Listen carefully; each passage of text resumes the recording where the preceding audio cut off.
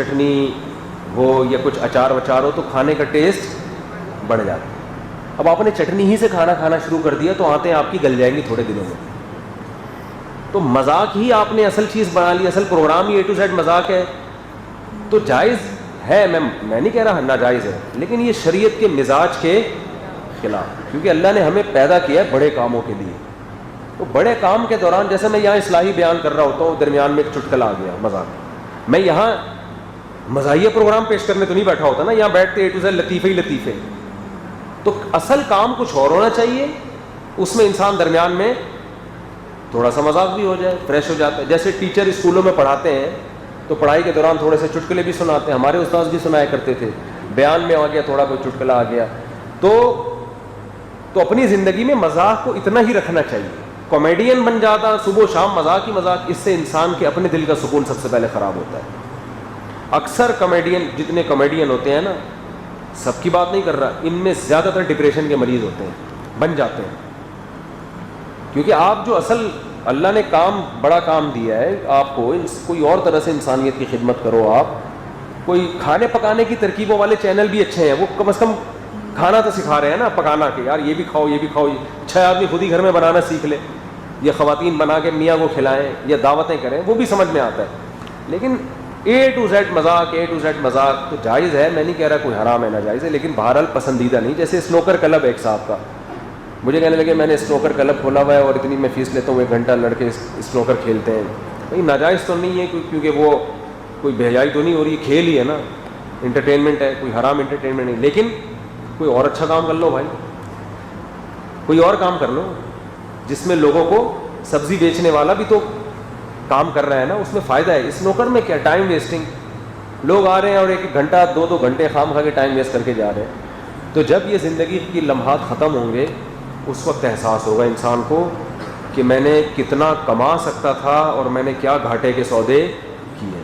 تو وقت سب سے قیمتی چیز ہے, اس کو قیمتی کاموں میں لگاؤ, صرف پیسہ کمانے میں نہیں لگاؤ. پیسہ بھی کماؤ لیکن ایسی چیز کو آمدن کا ذریعہ. دیکھو ڈاکٹر بھی بہت پیسہ کما لیتے ہیں جو بڑے بڑے ڈاکٹر ہیں, لیکن ان پہ ہمیں کیوں اعتراض نہیں ہے؟ بھائی ٹھیک ہے آپ کروڑوں روپے کماؤ لیکن ہزاروں کی زندگی میں تو بچا لی نا اس نے. ایک آدمی نے مجھے بتایا یہ ڈاکٹر ہے, اس کی اتنی تنخواہ ہے, لاکھوں روپے, ایک آپریشن, ایک ٹانکے کے اتنے پیسے لے لیتا ہے, یہ دیکھو. میں نے کہا یار جتنے بھی ڈبل لے لیں, زندگی تو بچائی نا اس نے لوگوں کی. تو انسان کی قیمت کوئی ہو سکتی ہے. تو آپ پیسہ خوب کمائیں لیکن اس کے بدلے میں قوم کو بھی تو کچھ دیں نا. قوم کو آپ کیا دے رہے ہیں سوائے پرینک اور سوائے اسنوکر اور ویڈیو گیم کے؟ کچھ نہیں دے رہے. تو یہ پھر مزیداری والی بات نہیں ہوتی. اس لیے بس مذاق کو ہلکا پھلکا رکھنا چاہیے, اس کے بعد اصل کام. اور اس مزاح میں مزہ بھی آتا ہے, اس مذاق میں مزہ بھی. اگر مذاق ہی کی محفلیں ہوں پھر نہیں آتا ٹھیک ہے نا, وہ محفل ہی مذاق کی ہو تو یہ اکثر ڈپریشن میں چلے جاتے ہیں کامیڈین جتنے ہیں, ہنساتے ہنساتے خود بیچارے پاگل ہو جاتے ہیں. کیونکہ ایک چیز جو جس کے لیے انسان کو پیدا نہیں کیا گیا اس کو اپنی زندگی کا اوڑھنا بچھونا بنا لیا, تو وہ نیچرل تھوڑی ہے, وہ مصنوعی ہے. مصنوعی چیزوں میں آج میں ایک دوست سے بات کر رہا تھا کہ جو لوگ سنگر ہوتے ہیں نا, گانے گاتے ہیں اور گانوں کی دھنیں بناتے ہیں, آپ دیکھ لیں ان کی زندگی, ان میں اکثر ڈپریشن کے مریض ہوتے ہیں. حالانکہ گانا سننے سے لوگوں کو ایک ذہنی تفریح ملتی ہے نا, گانا سننے سے وقتی طور پر لوگوں کو ذہنی تفریح ملتی ہے. تو جس کو سنا رہے ہیں اس کو تو ذہنی تفریح مل رہی ہے, جو گانے والا ہے وہ خود ذہنی تفریح میں. وجہ کیا ہے؟ وہ سارا دن یہی کر رہا ہے. ایک نے 24 گھنٹے میں ایک گانے سننا صحیح کام نہیں ہے کہ یہ سننا شروع کر دیں. میں ایک مثال سمجھانے کے لیے دے رہا ہوں کہ ایک آدمی نے سارا دن میں 2 گانے سنے گا, 3 گانے سنے گا, تھک جائے گا, اپنا دوسرے کام میں لگ جائے گا. جو گا رہا ہے وہ تو سارا دن کیا کر رہا ہے؟ وہ تو موسیقی کی دھنوں میں ہر وقت پاگل ہو جاتا ہے آدمی. تو اس لیے فنکار, اداکار اور میوزیشین جو ہے نا, زیادہ تر یہ بیچارے ڈپریشن میں گئے ہوئے ہوتے ہیں. سب کی بات نہیں کر رہا, ہو سکتا ہے کوئی نہ گیا ہو, لیکن اکثر ان میں ایسا ہی ہوتا ہے. آخری عمر میں پھر یہ عجیب سے ہو جاتے ہیں. تو نیچرل لائف جو ہے نا اس کو فوکس کرو. مذاق ایسے ہو جیسے کھانے میں چٹنی, 2 نوالے یہاں سے لے لیے, باقی اصل دال ہے, آپ نے الٹا کر دیا, دال کو چٹنی بنا دیا اور چٹنی کو دال. اب آپ دال سے روٹی لگا لگا کے چٹنی کا نوالا بھر بھر کے لے رہے ہو, اچار کے اتنے بڑے بڑے ٹکڑے کھا رہے ہو گوشت کی طرح, اچار آتے کی ایسی کی تیسی ہو جائے. تو باقی یہ کہ مذاق محفل میں تھوڑا بہت ہونا چاہیے، چٹنی کا کام دیتا ہے. تو ماہر نفسیات بھی کہتے ہیں خود ہمارے نبی صلی اللہ علیہ وسلم کا بھی یہی مزاج تھا. صحابہ کہتے ہیں ہم نے نبی صلی اللہ علیہ وسلم سے زیادہ مزاح کرنے والا کسی کو نہیں دیکھا، کیونکہ مزاح کرنے سے ذہن فریش ہوتا ہے، بات ذہن میں اچھی طرح اترتی ہے. اور بڑی بات یہ کہ جو مذاق نہیں، مذاق الگ چیز ہے. مذاق کا مطلب دوسرے کا مذاق اڑانا، یہ غلط ہے.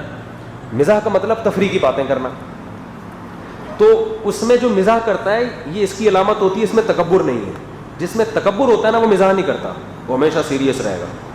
گھر میں بھی آئے گا تو ایسے دو جی بیگم سے بولے گا چائے لے کر آؤ،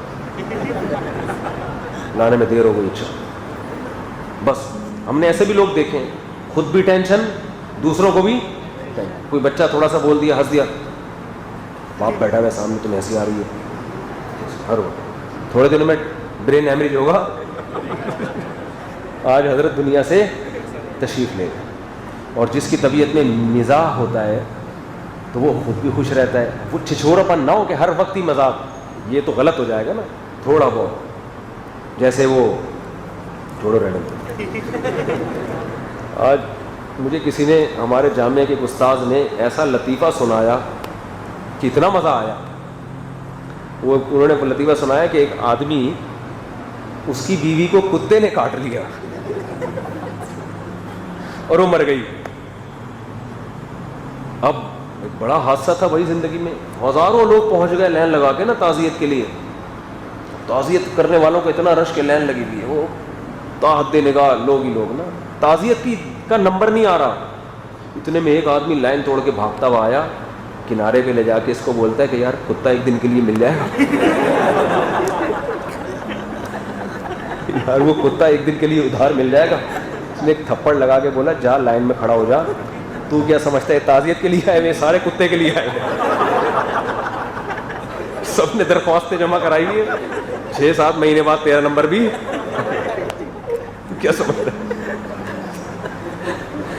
اچھا خیر، دیکھو یار جب شادی نہیں ہوتی تو ہر وقت شادی نہیں ہو رہی، شادی نہیں ہو رہی، شادی نہیں. جب ہو جاتی ہے تو کتا ادھار لینے کے لیے پہنچے ہوتے ہیں یار.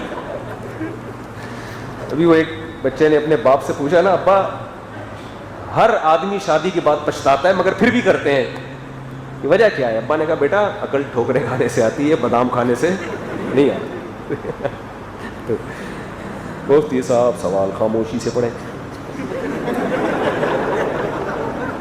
بھائی یہ پھر وہ کہاں ہے؟ فہد کہاں گیا؟ یہ جیب میں ڈال لو، مجھے بعد میں دے دے. پڑھنا نہیں کسی کا پرائیویٹ مسئلہ ہے، پھر بعد میں دے دینا. اتنا لمبا سوال خاموشی سے بھی پڑھوں. اور وہ انہیں کا نمبر شیئر کیا ہوا، جو شکایت ہو ان سے ڈائریکٹ کیا کرو. ہمارے اپنے غم پہلے بہت زیادہ، صحیح ہے نا، بہت زیادہ غم ہم نے. اور ہم تو 3 کتے چاہیے ہوں گے. ایک کتے سے ہمارا کام، ایک کتے سے ہمارا کام